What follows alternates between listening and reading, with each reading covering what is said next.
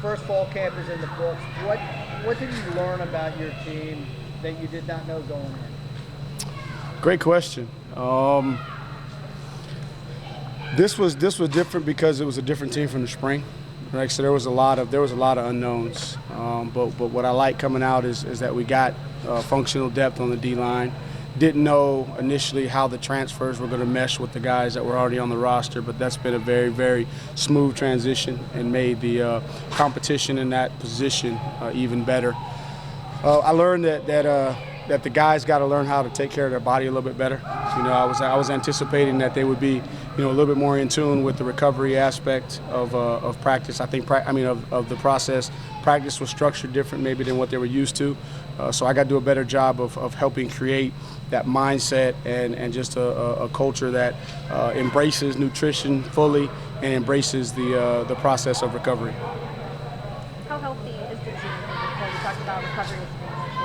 I think we'll get most of the guys that are banged up short-term back by the time we kick off for Richmond, but we do have a couple of long-term guys. It sucks for Foston to lose him with an ACL. He's already had surgery. Saw him earlier today. He's doing well. I'm hoping to get positive news on Hugh. He had an appointment today, so hopefully we get him back. But the long-term guys, I don't anticipate anybody being ahead of schedule other than Ronnie. I think Malachi, we still got a plan that he may not get back till late if he gets back at all with his foot. Offensive line-wise, I think we're in decent shape by the time we get to the game. Cohen, I just see Cohen walk in. We'll get him back at some point. So I anticipate that we'll have most of our guys, barring any situations that come up between now and in Richmond. So Jonathan Leach is not going to be. Oh, so Leach doesn't look like it's going to be long term. I'm hoping that it's a couple weeks. He may be ready game week or towards the end of game week for Richmond. He may not be able to play, but we anticipate that we'll get him back pretty soon. We thought that was going to be a long-term situation, but after they did all the tests and the MRIs and the scans, they felt like the best thing to do was put a pin in it, and hopefully it'll be a couple weeks, but I don't think it's going to linger all season. Could you update us on where you are with the kicking battles, and big picture, are you a coach do you mind having a guy who does all three? That seems like a big workload. If the same guy wins all three, are you okay with it? If the same guy wins all three, I'm definitely okay with it. I don't have an issue with that, but I also understand that's a workload. I'd prefer guys to take a little bit of work off of each other, and then if that one guy goes down, then you're in trouble. So I think we're in a good spot, kind of heading into this last week. I think there's finally been a little bit of separation at both of the spots. Not ready to make an announcement yet, but I think there's been a little bit of separation, which I was hoping was going to happen before we got into actual game week. Sticking with special teams, do you like to play offensive and defensive starters on the special teams units, and what can that do with yourself? I want the best players out there that give us the best chance to be successful, because special teams is a third of your, so it accounts for a third. Sometimes it gets overlooked, but if you're looking at special teams, you're probably talking 35 to 45 snaps of football. That's a lot of plays that can impact the game, and you can lose a game quickly on special teams. So what I've told the coaches is I'm not afraid. I would rather rest guys on offense and defense than to rest guys on special teams, just to create that mindset. Now, I would like for our depth, some of our young depth, to be able to work themselves into the rotation so that you have some depth, because long term, over the course of a season, those reps add up. So if you got a starter that's playing on core special teams as well, he could be having an additional 25 to 30 snaps. Tony, Coach Rudd has stressed, at least to the guys, that the idea of red zone defense, and particularly don't let anyone run the ball in on you. Is that a mindset you share, and oh, yeah. Kind of what's the genesis of that? Well, it's just running the football. I think anybody who's close to the game knows how demoralizing being able to run the ball at will is. And then when you run the ball in from that close, it's a mindset. Especially you got a shortened field, they got extra hats on defense. If you can run the ball in, it just sends a message. So that's partly him and me as well. That's the background I came from. I always wanted to run the ball in as much as I could. And it's the same thing here. I don't want guys to run the ball, and if they're going to score, they're going to have to throw it to beat us, which gives us a better chance with the shortened field in the pass game. So it's both of us really stressing that to the guys. And then red zone, that's where you win the game.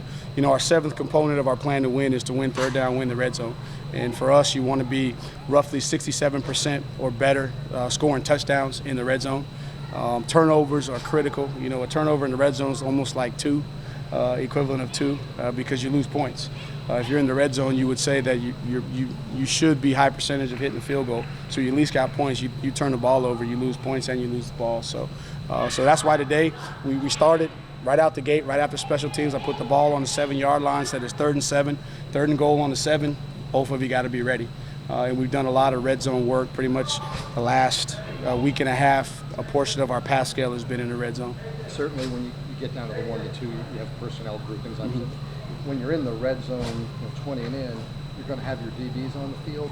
Does this group, are they a physical bunch of defensive backs? Do you like the physical options you have in the secondary? You know, I like with Jonas coming back. He gives us some flexibility. He's a physical guy. I like Bratton at the nickel Sam. He's a bigger body. He's willing to tackle. They play a lot more catch man, so it's a little bit tougher for the corners to be quite as physical. But everything is structured for the safeties, to run the alleys and make the plays. So I feel good about where we're starting. Still want to see Chase Chalmers, take another step to give us some added depth. Donovan is another guy. We need some versatility out of him. So definitely room to grow. But I like the where we're starting with Bratton at nickel Sam, and then having Clary's been out, but then having the ability to have Clary, Donovan, and then Jonas as he continues to progress. I think we got what we need just to start with. But depth is a concern. Looking at the stats from last year. Mm-hmm. I think it's listed that Talwa Papa was leading rusher. Obviously, that Brennan's sacks kept his numbers down, but 340-some yards for Talwa Papa.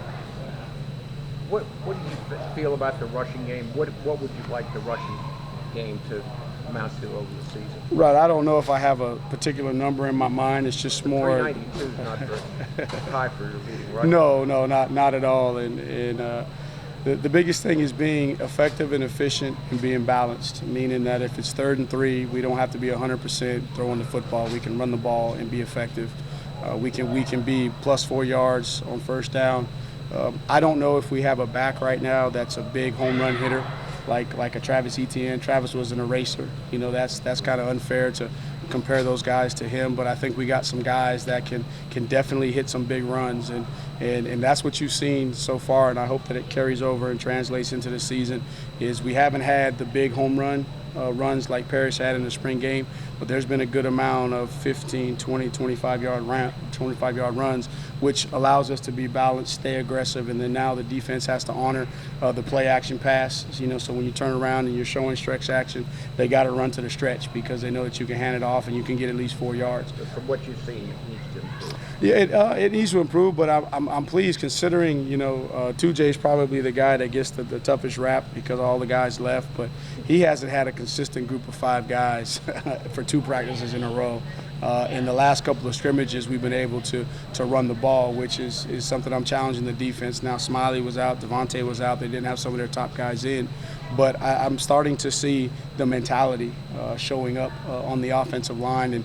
And the biggest thing is they're covering guys up and they're not turning guys loose, which gives the backs a chance to square their pads up, run behind their pads, and push the powerful 4. As a first-year coach, where did you kind of set the expectations for by the time you reached the end of fall camp, and how close have you met those? Great question.